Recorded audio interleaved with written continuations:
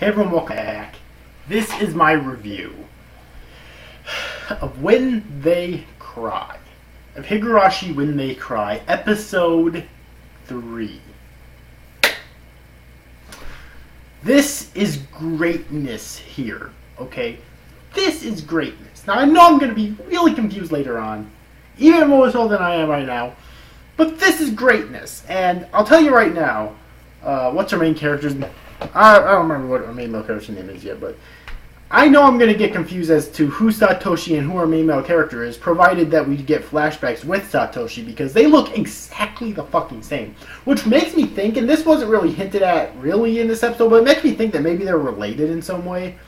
Or maybe our main male character actually is Satoshi, but he didn't really die, everyone just thinks he was dead, and he lost his memories, and maybe everyone else got something put in their memories to think that he's really or they think that he's someone else. But that's just me theory crafting here. Really though, this episode was fantastic. I think my favorite scene in the episode was when our main male character Keiichi, that's his name, when our main male character Keiichi and the detective was eating at, I'm guessing it was like this maid cafe or something, because all the waitresses were dressed, or the one waitress that was shown was dressed up, in some weird outfit, but they're basically talking, and I don't remember the connection all these victims had, like, that the detective stated, because it was really confusing, like, it was like a spider web connection of sorts, okay? But the basic thing is that all of these victims were actually connected to, not all, but many of them were connected to each other in some way. And all of them were connected in some way to Keiichi's friends, which is why the detective thinks that Keiichi may be at risk next. And he kind of clued into this definitely after Rena and Shion brought him some food because he stayed home from school, and they had needles in them, sewing needles. So they tried to kill him there. Obviously he can't just murder them, because then he'll be convicted of murder, so he can't just do that. One thing I do want to know, though, is what is his connection to them? Because it seems like he's best friends with them, but if he was best friends with them, you'd think he'd know if something went down with him, unless his memories were wiped or something. That's really the only thing I can think of. That part already is really confusing for me, but still, though, yeah, he obviously can't murder them without proving that they're murderers, because then he'll be convicted of murder. It won't really be self-defense, although I don't know, does Japan have self-defense laws to begin with? I don't know if they do, and if they do, I don't know, like, how they are in comparison to the self-defense laws that are around the U.S., where I live. I live in Missouri. You can kill you can murder someone here if they're trying to murder you, basically. But either way, though, yeah, he obviously can't murder them, even though he's certain that they're trying to kill him now, because he'll be convicted of murder, okay?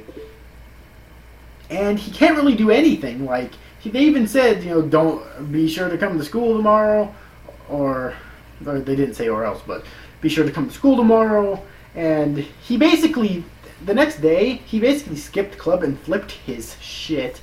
He was carrying a baseball bat around, and another thing that really sticks out to me is his confrontation with Rena in this episode, the next day, because she basically says that he's acting exactly like Satoshi once did, okay? One day Satoshi basically started carrying a baseball bat around with him, and apparently that's the same exact baseball bat that Satoshi once had. And he was practicing his swings, and he eventually started carrying it around with him wherever he went. I wouldn't be surprised if that's the same baseball bat that Rena used to bash out the windows in the school, which was in her old school, which was actually revealed in this episode as well, which is why she transferred in. I'm guessing, she was suspended. I'm guessing that's why she transferred over here. But either way, though, and she's afraid that he'll end up exactly like Satoshi, which is that he'll transfer out. Now, what do you suppose transfer out means? Could it mean that she's going to kill him? Who knows? Again, this is my first impressions. I can't really spoil anything because I've watched it before, but I've watched the first arc of this season a long time ago. I don't remember very much of anything about it myself, but and I've never read any of the mangas or played the game, so this is technically a first impression for me here, all right? So I can't really spoil anything, okay? I've never watched past the first arc of this first season anyways. But either way, though. Anyways, very fascinating stuff in this episode, okay? This is greatness. This is what I wanted when I started watching Higurashi When They Cry, okay? Oh my god, it's so good. So great. I love it. So, anyways, tell me what you thought about this episode in the comment section below. It was quite a good episode. It really was. Oh, man. The tension is building so much. First off, I have to talk about the art here. There's some laziness with the art. The first thing, something I complain about in all slice of life anime or any moe animes, they don't even bother drawing full body parts at the time. And no, I don't think it's fucking cute. The stubby limbs, the missing fingers, just to try to make it funny or cute, but I don't think it's funny and cute, sorry. And secondly, there's times when characters are literally missing faces. Are you serious? Yeah.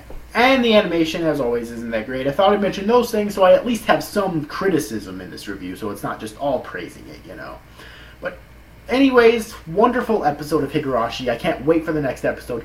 I have a feeling that this first arc is about to be over. Okay? I have a feeling that this first arc is about to end here pretty soon because it seems like it's drawing near to the climax. Probably within 2 to 3 more episodes, and we'll have the ending of the first arc here of this series. Okay, so anyways, overall, hope you enjoyed this review, guys. See you guys. Thank you for watching. Bye bye.